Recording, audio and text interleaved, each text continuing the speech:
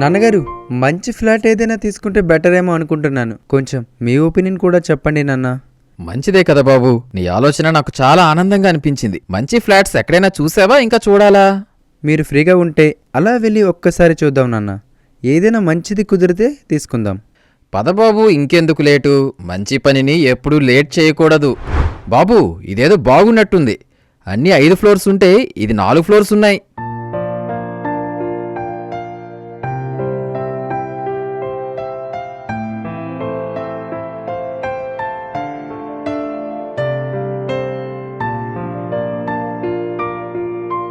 ఏంటి సార్, ఏంటి కన్స్ట్రక్షన్ ఎలా చేశారు?